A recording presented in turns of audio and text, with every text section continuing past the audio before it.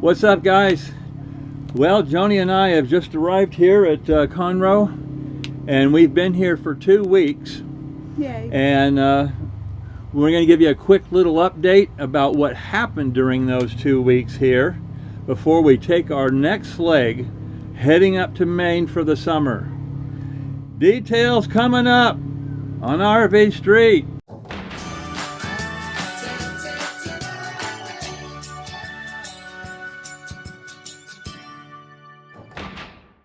Okay, let's get right to it. Needless to say, we were chomping the bit to leave RGV. Yeah, we had been there much longer than we actually had planned, and it was getting really hot. It was getting really hot. And you know how it is. I mean, RVing, it's like, you know, staying someplace for 2-3 weeks a month. Okay, that's good. Time to move along. Yeah. So we had called ahead already to some of our friends here in Conroe, the M&Ms mostly, and got a little update about them, and they said, yeah, everything is pretty much back to normal up here. Yeah.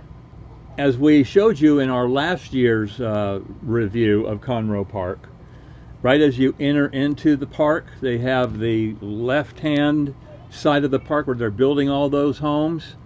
That's continuing.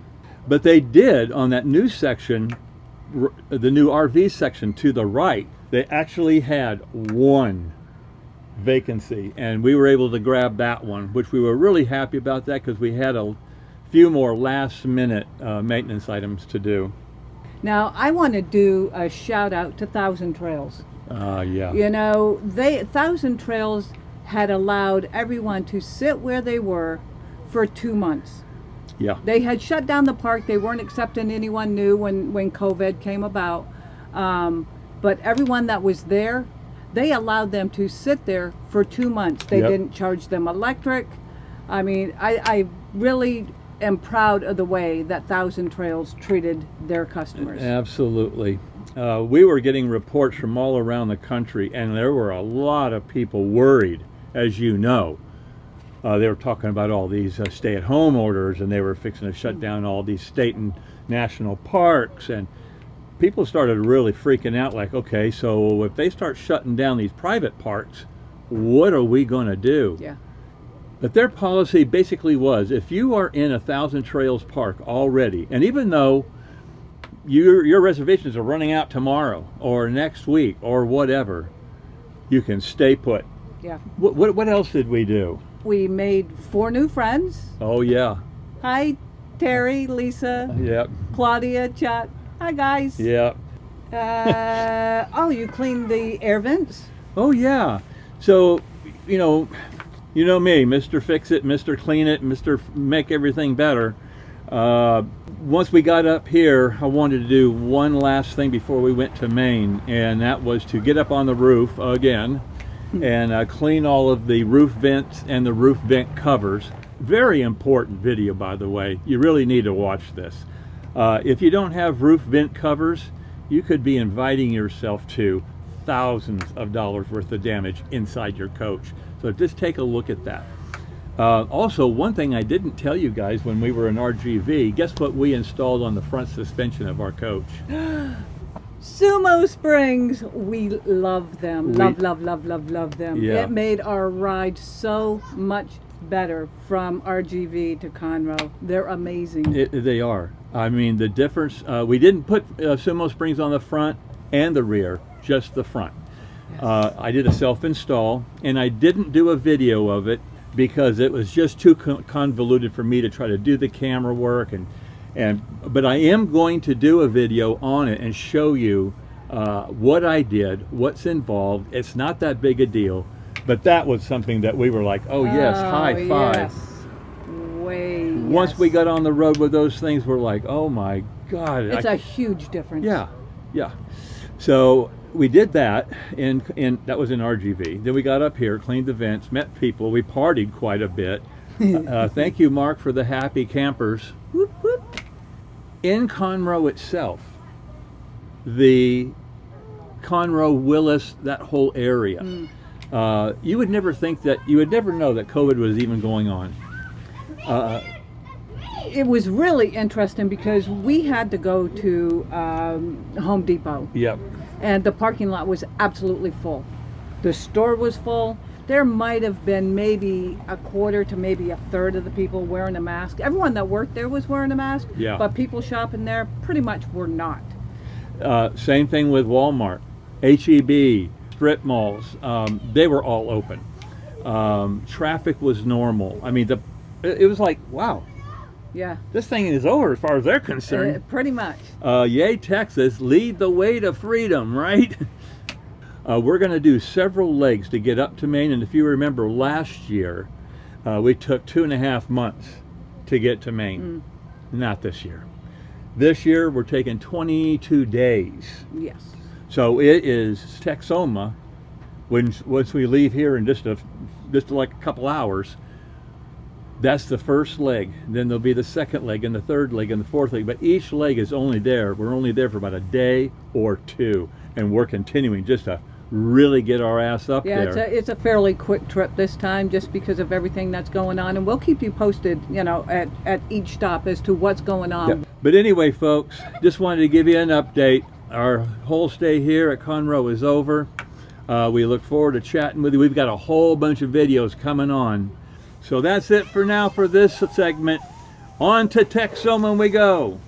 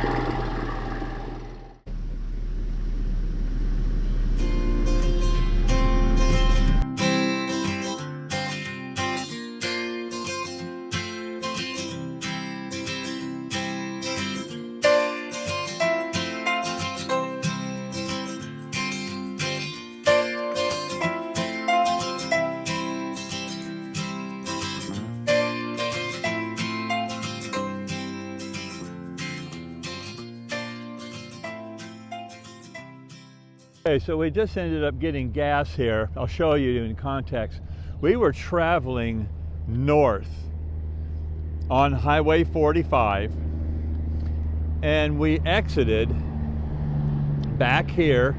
We went across the freeway over the overpass, and we were able to pull into this Texaco. Whenever we stop to try to find gas, we'll exit like this, and we'll very quickly assess what kind of gas station can we get into, and do we have an exit strategy. And in this case, we did.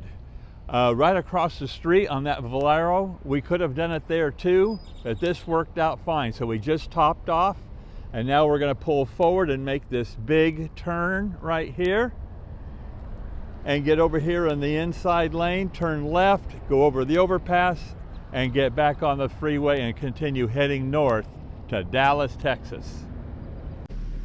Okay, well, we're just cruising along the highway here, and I wanted to give you guys a kind of a driver's side view, a bird's eye view of what I monitor while going down the road. And what you're looking at here is I have mounted a Scan Gauge 2, and this is a device that plugs into the OBD2 port, which is right under the steering wheel. So it's very customizable, this device. You can have it scan and read and display all different kinds of different information. But what I keep posted in front of me all the time is up on your left. You'll see it's I have it says 202. That is the degrees of the radiator. That's my radiator temperature. And then to the right, it's showing that I am charging at 13.9 volts. So that alternator is charging the batteries. And currently right now, we've only been driving for a while, but I'm currently getting 7.0 average miles per gallon. And the very lower right, it's showing me the transmission temperature, which is 181 degrees. I love this device. It is so much better than just the idiot gauges in front of you on the dashboard, because those gauges, they basically tell you you're either cool, you're medium, or if they go up into the red, it's too late. This is actually telling me specifically what all the current data is. Then right above that, I use a suction cup that mounts my Easy Tire TPMS system. And I bought this system because, in my opinion, it's the best system out there, and it has the largest viewing screen. As you all know, when you get older, it's harder to see stuff. And this is a big screen, and it also has audio alarms, and it also has a red light alarm. So visually, if you were to go, once you program this, which is very easy to program, as you can see, I have 6 sensors on the coach and 4 sensors on the tow car, which gives me 10 sensors total. It monitors them all the time. It's telling me the heat, what temperature they are, and what the current pressure is. And I'm going to go into a big further review about this, but this is an awesome system. So this is kind of what I'm looking at while I'm driving down the road all the time.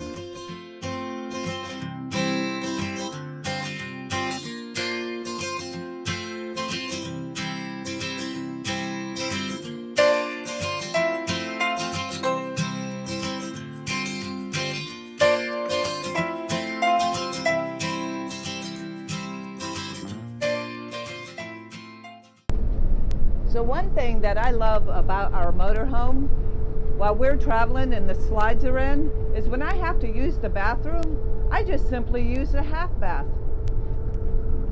Very easy to get to, and ta-da!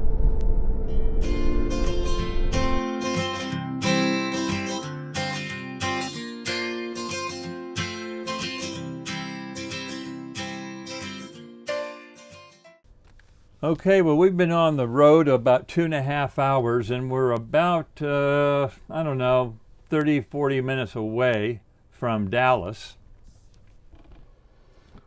So I asked Joni, I said, "Are you hungry?" She said, "Sure."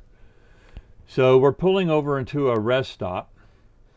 And like always, there's 2 ways to go. You have the car, and then trucks, buses, and RVs. And of course, we always go where the big rigs go. As you've heard me say before, with our car and RV together, we are 54 feet. So this is where we go. If you go to where the cars go, you're going to get stuck, and there won't be any place to park. And we just kind of come along up in here, and we will pull into a lane just like the 18-wheelers, and park and fix some lunch.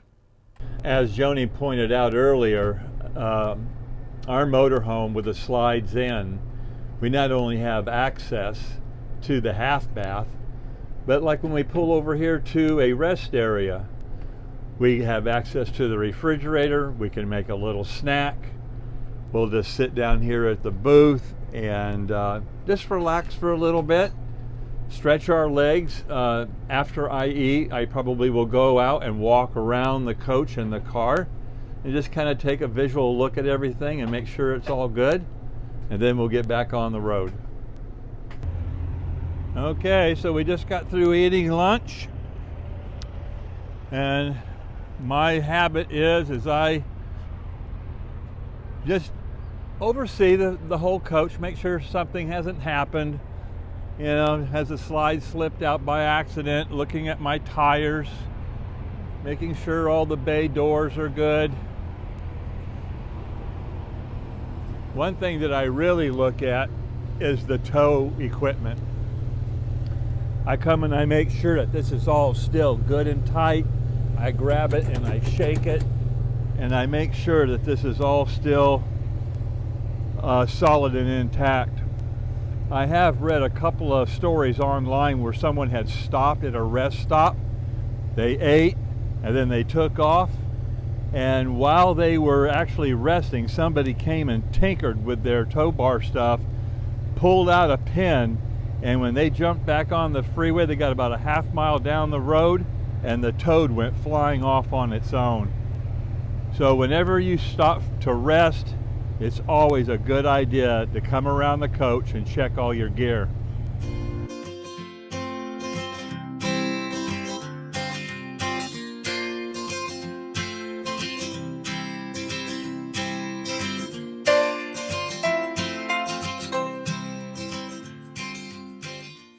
So we just happened to find this gas station right here. Like I said, we always use top tier fuel, and we're just right down the street approaching the Thousand Trails Park.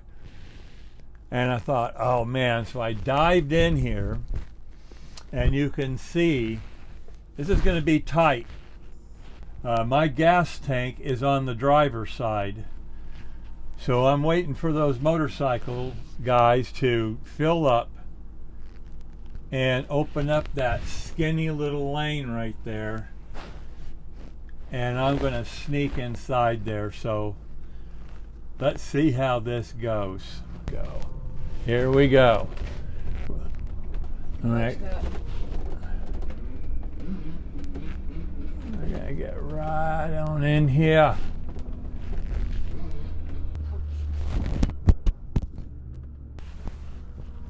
All right, I'm squeezing in here. Again, I don't have to worry about the toad. The toad is going to follow right behind me.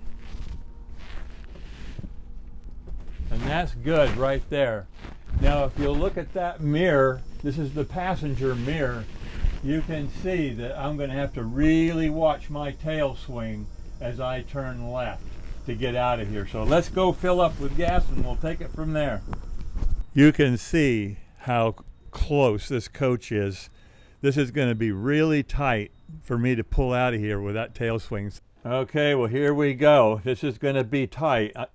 I'm actually standing up in my seat. I'm way high. I got my foot on the brake, and I'm watching that passenger mirror, and I'm pumping the brake, letting it ease out, pumping the brake, and I'm watching that tail as I'm gradually turning left, and I'm waiting to see where I clear that guardrail.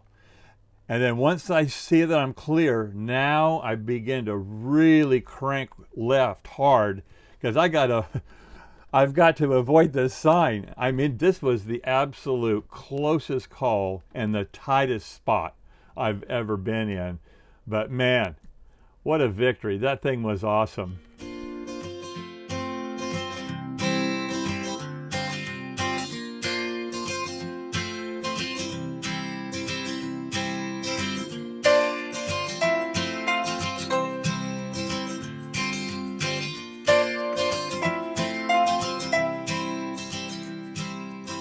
So here we are going down the highway. We just left the Exxon station, and the turnoff to Thousand Trails literally is only about a mile or two more down the road.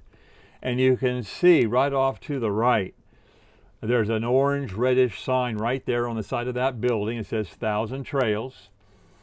So you make that turn to the right, and then you immediately make a left, and you'll follow this windy road, and it goes down about 2, maybe 3 miles at the most, and you will actually dead end into the park.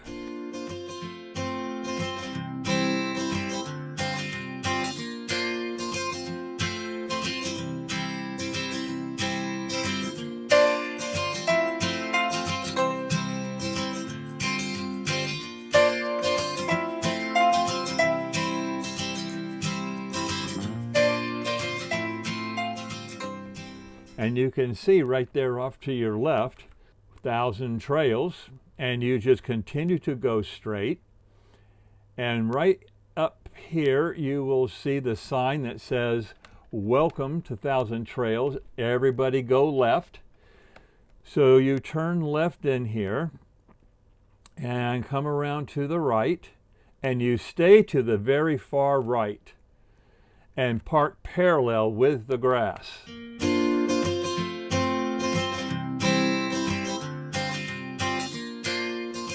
So here we are all set up at Lake Texoma. This leg of the journey is all done, and we'll be here for the next 6 days. So this is an absolutely great spot here in Lake Texoma. We're all set up. Martin, say hi. Hey, dilly dilly, we made it. Yay! This is what we're looking at right now. We've got lots of wide open spaces. Absolutely fabulous spot. Yeah.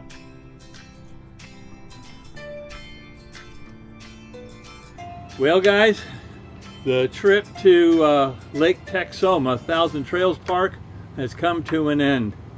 Boy, it's been wet.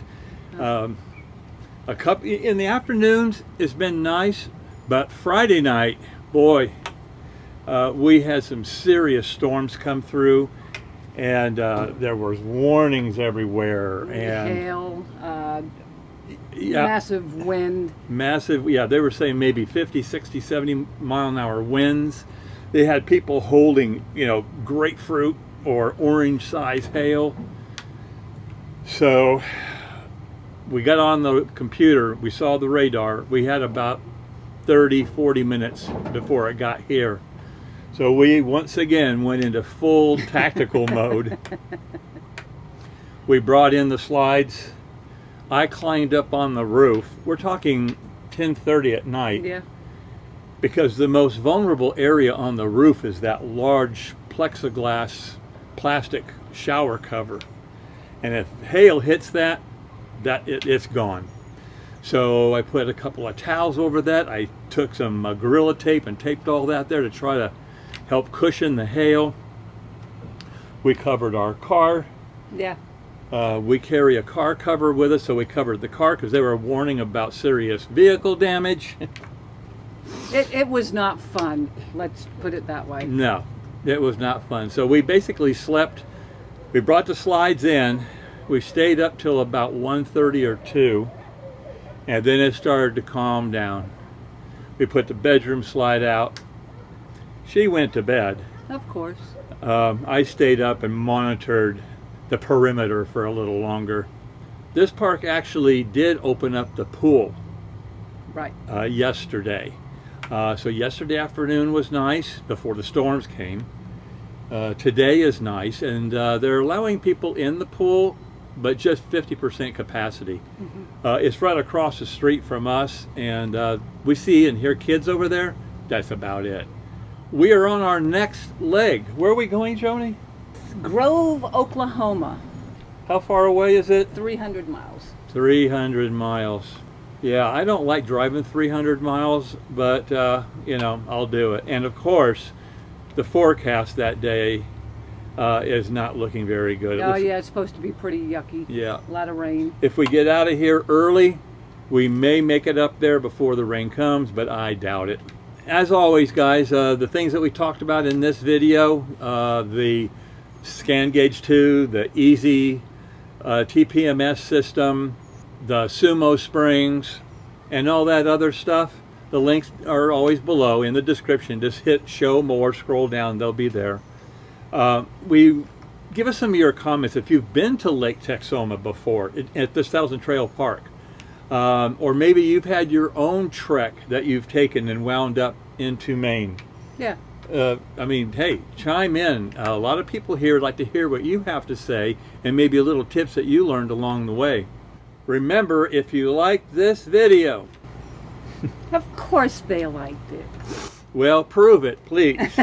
And hit the like button and let us know that you say, I like this, Martin, Joni, I liked it. Oh, and consider subscribing to our channel. Hit the subscribe button and ring the bell off to the right so you'll be notified the next time we upload our fantastic, free, very informative, Indeed. adventurous. Oh wait, and did we say free? Yeah, it's free. These videos are free and subscribing is free. So, what do you got to lose?